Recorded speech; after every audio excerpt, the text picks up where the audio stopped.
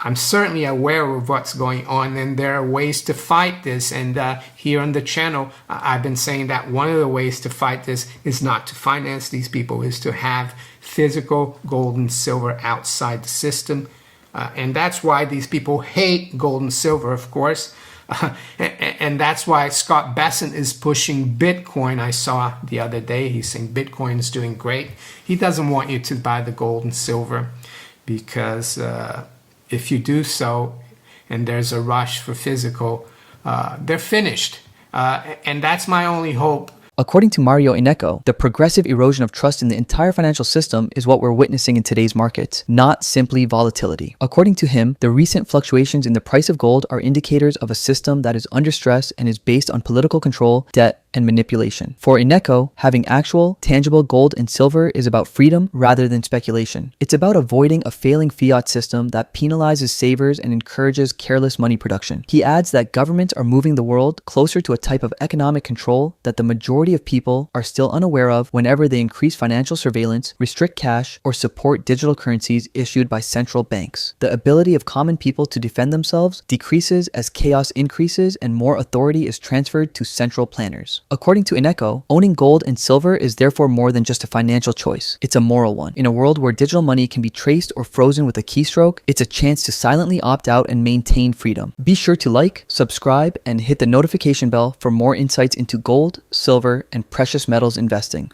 And also, they want to keep their bosses, the bankers, whole, because that's what it's about. And yes, and the price of gold has been choppy, but do you understand now the importance of having gold and silver, real gold and silver? I don't mean like paper promises. It's more than just safeguarding the purchasing power of your savings. It's about safeguarding your sovereignty. And I can't emphasize how important that is, and how a huge mistake it is to get rid of your physical gold and silver, unless you have an emergency, of course, to put it back in this currency that finances this monstrosity, which is the central banking system that is run by the bankers, and that is disguised as a horrible system by democracy, right? And the fact that we can choose our leaders, well, they're not. We don't choose them. They're selected by the bankers for us to choose one of their two picks, right? That's what it's all about. So yes, Rachel Reeves, they're talking about doubling the council tax for houses above the F band. Council tax is like a real estate tax. So yeah, people paying right now $5,000 a year in council tax could be paying $10,000 as of next April, and you can bet they're going to go down the bands eventually, and everyone's going to be paying double the council tax. And why do they need to tax as well? Because they need to keep the gilt market, which is the engine, the government bond market is the engine of this fiat currency system.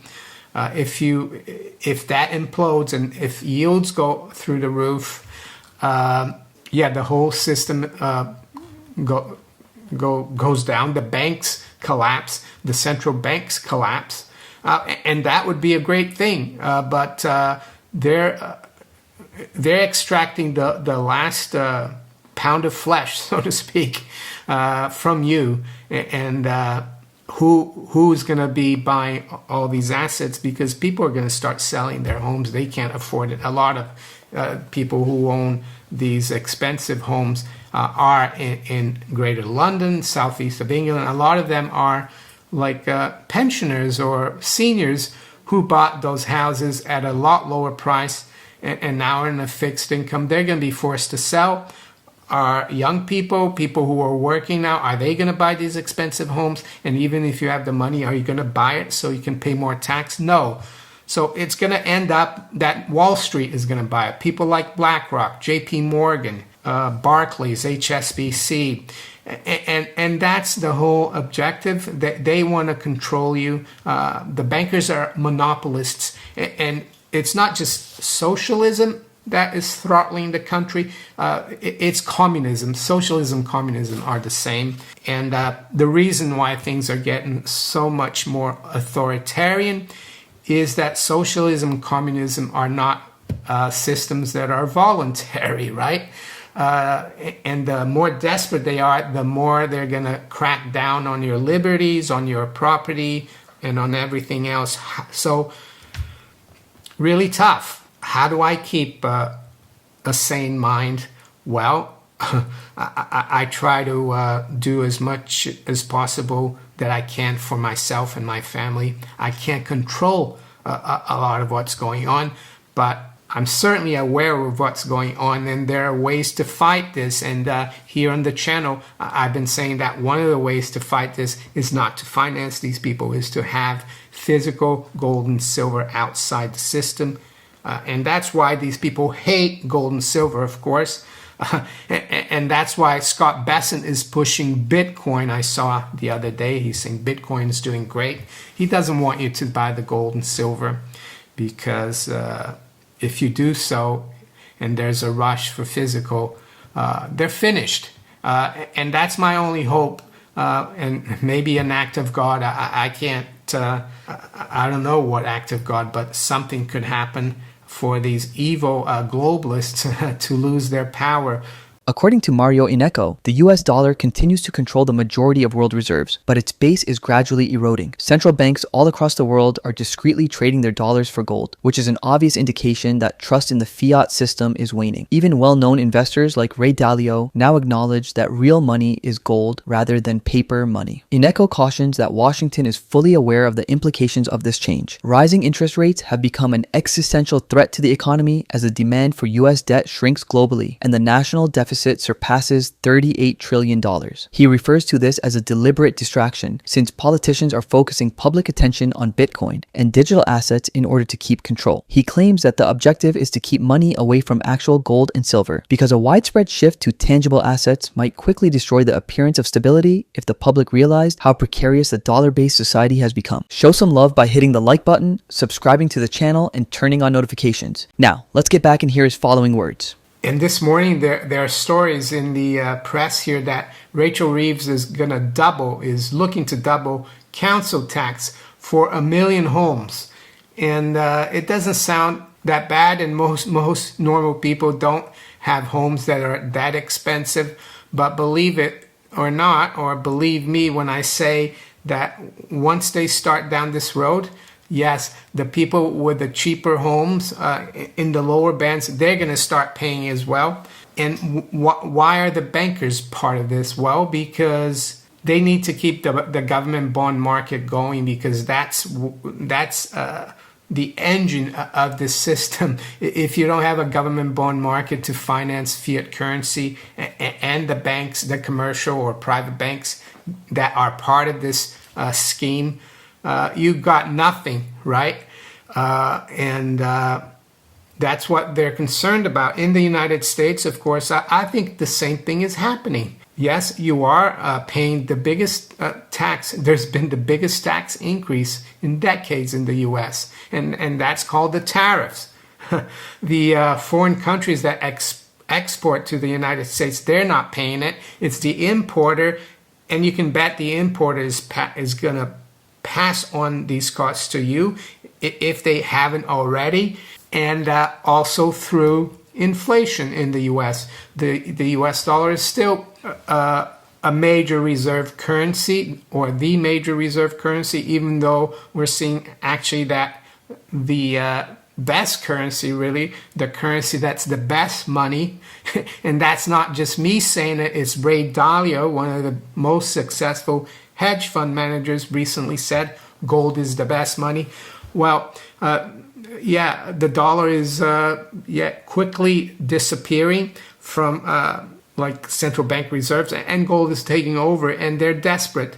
The American authorities as well, Mr. Bessent as well, the Secretary of the Treasury there, because that means they won't be buying the U.S. debt as much, and rates are going to go up, and the debt is unsustainable. The big, beautiful bill is continuing deficit spending. We're at $38 trillion. Yes, of course, they're trying to push people into cryptocurrencies and Bitcoin and stable coins. But yeah, that's a big mistake. Even Besant said that. Praised Bitcoin the other day. That's because he doesn't want you to buy gold because, yeah, it's the best money and it's money, right? That's what JP Morgan once said as well, that gold is money, everything else is credit. So that's what's going on. These bankers are desperate. Their fiat currency system is teetering. And what's, in my opinion, how do I try to fight this? Well, first of all, you need to fight it mentally, in my opinion. You need to keep a clear mind. You need to keep your mental or your philosophical independence. You got to keep believing in the right things, right? That theft is bad, because this is what this is, right? Theft of private property is bad.